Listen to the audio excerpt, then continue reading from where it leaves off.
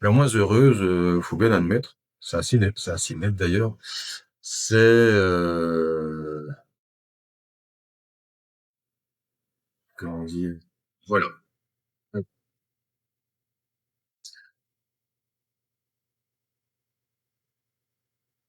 Voiture, qui euh, ça c'est à Taïwan.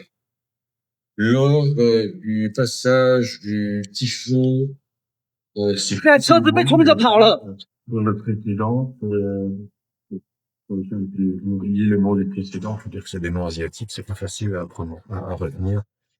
Donc voilà. Mais donc le radar vous montre, en fait, c'est un radar que j'ai pris d'un compte asiatique, j'ai oublié le nom d'ailleurs, et qui montre en fait, vous voyez le nord de l'île de Taïwan en fait avec le reste de la circulation cyclonique de Fungguang. Alors bah à ce moment-là, Fungguang avait traversé les Philippines en catégorie 4.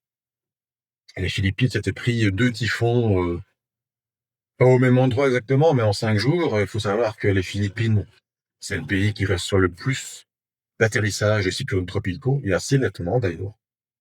J'avais vu un jour une statistique à ce sujet, et j'ai un peu oublié, mais elle montrait clairement que les Philippines, bien au-delà de n'importe quel autre pays du monde, voyaient arriver des typhons, des cyclones tropicaux sur ses côtes. C'est quand même un problème dans toute l'organisation de la société, dans toute l'économie. C'est chaque année, et plusieurs fois par an, chaque année, il faut affronter des typhons qui sont parfois très violents. Et en fait, les Philippines sont très mal placées, parce elles se situent à euh, 20 degrés 15-20 degrés de latitude nord. Donc c'est la latitude entre guillemets parfaite pour les cyclones tropicaux. C'est quand même un archipel assez long en hauteur. Et il y a des eaux très très chaudes à l'est, 30, 32, 33 degrés parfois. Et puis voilà. Donc c'est pas une surprise de voir autant de typhons autour d'un cyclone arriver sur les Philippines. Par contre, je trouve que c'est plus une surprise de voir un pays aussi densément peuplé. Enfin, je sais plus exactement la densité des Philippines, mais il faut pas oublier que Manille est une des villes les plus peuplées du monde. Elle fait partie du top 20, si pas du top 15, des villes les plus peuplées du monde. Et il y en a d'autres qui sont aussi très peuplées. Donc voilà. Évidemment, l'humidité apporte aussi quelques bienfaits, notamment dans la culture de toute une série de choses. Après tout le sud-est et le sud asiatique est très humide et c'est la région la plus peuplée du monde. Donc voilà, mais c'est pas le sud des États-Unis et quand il y a des échouages de cyclones, bon, ben, on reconstruit tout, il n'y a pas de problème, il y a des assurances, machin chose. Les Philippines, c'est pas la même chose, malheureusement.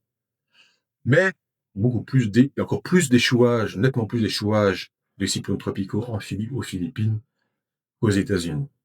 Donc, Fong Guang a traversé les Philippines et puis a fait une boucle en mer de Chine méridionale. Il avait frappé Taïwan. On voit le radar là, de Taïwan. Et le reste de typhon, même s'il y a plus beaucoup de vent, on voit, ben, il y a toujours l'humidité. On a l'impression qu'ils doivent, excusez-moi, mais dégueuler leur humidité pour qu'ils disparaissent.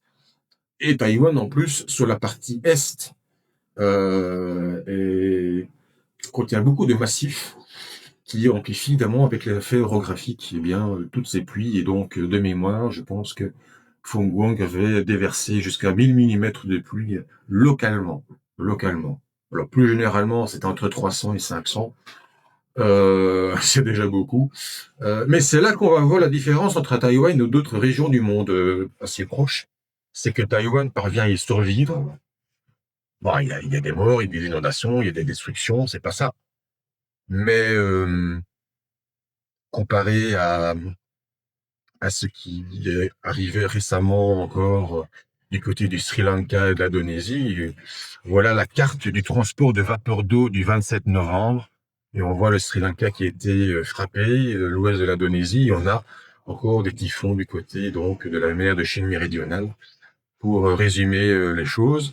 Et donc, le cumul des précipitations. Je vais désactiver la caméra. Le cumul des précipitations, donc, c'est en date du 27 novembre. Donc, dans le nord-ouest de l'Indonésie, on a l'île de Sumatra, mais on a aussi le sud de la Malaisie, etc. Vous voyez les chiffres en blanc, c'est plus de 500 millimètres.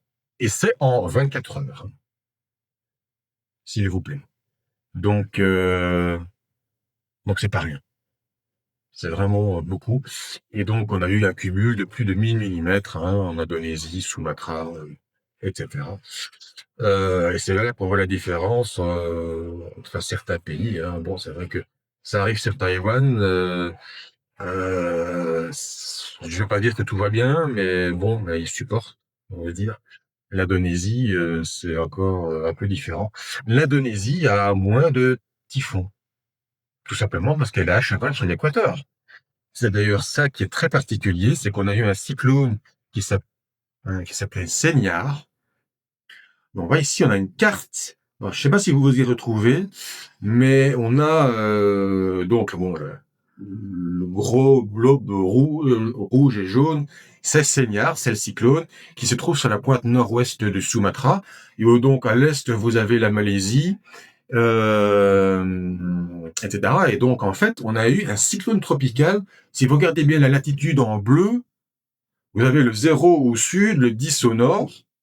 Et donc, c'est un cyclone tropical par 5 degrés de latitude nord. Or, vous savez sans doute, si vous vous intéressez un minimum à la météorologie, que vous avez la force de Coriolis, qui initie les cyclones tropicaux, et plus vous êtes proche de l'équateur, moins la force de Coriolis est forte. Donc, si vous êtes à 5 degrés de latitude nord, eh bien, le centre dépressionnaire a du mal à s'initier. Ben, ça n'empêche pas le cyclone tropical d'emmagasiner de l'eau précipitable, de la moiteur et de la décharger sur l'Indonésie. Mais c'est malgré tout assez rare. Et c'est pour ça sans doute que l'Indonésie est un peu moins prête à tout cela, mais on était en phase active de l'oscillation de Madeleine-Julienne. Voilà. L'Indonésie est un pays où il pleut beaucoup, c'est pas ça. Mais là, c'était quand même 500 millimètres en 24 heures. Plus de 1000 millimètres à mon avis en quelques jours à peine. Là, malgré tout, je sais plus exactement les cumuls mensuels pour novembre pour l'Indonésie, mais j'ai un doute qu'on soit non plus.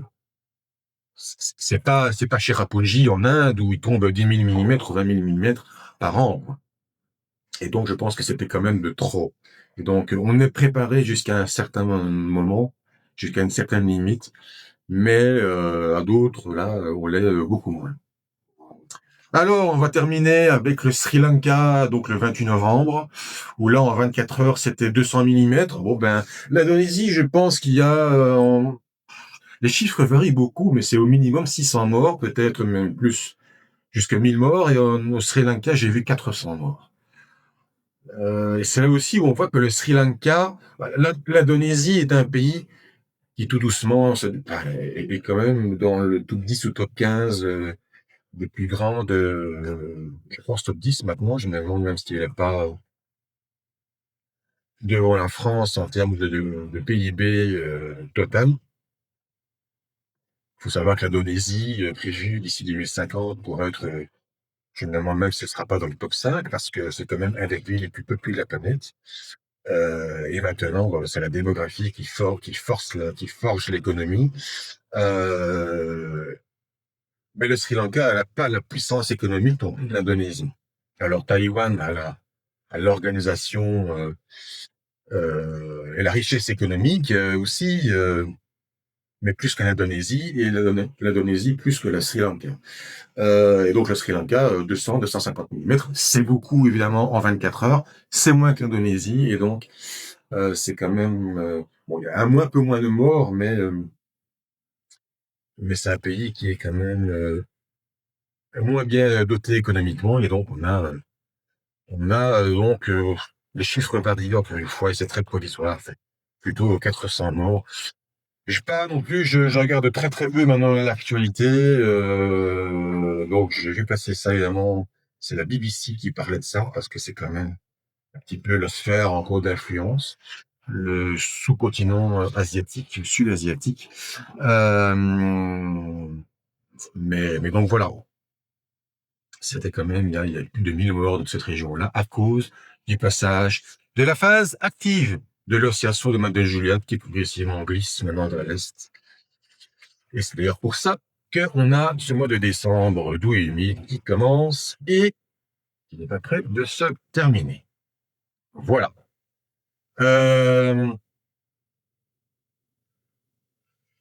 oui, ben je viens de regarder pour comparer. Perpignan, on est actuellement à 400 millimètres de pluie sur l'année, alors 500 millimètres en 24 heures, j'arrive même pas à imaginer. Ceci étant, je connais pas le. Faudrait que je regarde d'ailleurs, parce que ça pourrait être intéressant. Perpignan, en plus, bon, ben, les Pyrénées orientales, c'est depuis plusieurs années, c'est un peu la misère noire en termes de précipitations. Euh, mais donc, je vais un peu regarder le normal de précipitations à Perpignan sur Météo Ciel. C'est donc 578,3. Donc au final, enfin 400, c'est un peu trop peu. C'est donc de notre côté, il y avait il y a une époque pas si lointaine où c'était encore moins. Mais c'est vrai que 578, 578, si vous préférez, c'est c'est quand même pas énorme. Avec les mois les plus humides, octobre et novembre à 82,1, septembre 2,6, décembre 54,9, 60,1 pour janvier et à 66,1 pour avril. Mais évidemment 15,1 pour juillet. Voilà. Ça, c'est un peu pour vous accompagner. Et donc, il suffit d'aller voir sur le météo ciel et dans le menu de gauche, vous avez donc dans la partie climatologie, il faut descendre. Vous avez normal record. Voilà pour la partie strictement météo, climato. Mais oui, 500 millimètres en 24 heures, on se rend pas compte. Hein. Alors, évidemment, ce sont des gens qui sont préparés à plus que nous, jusqu'à une certaine limite.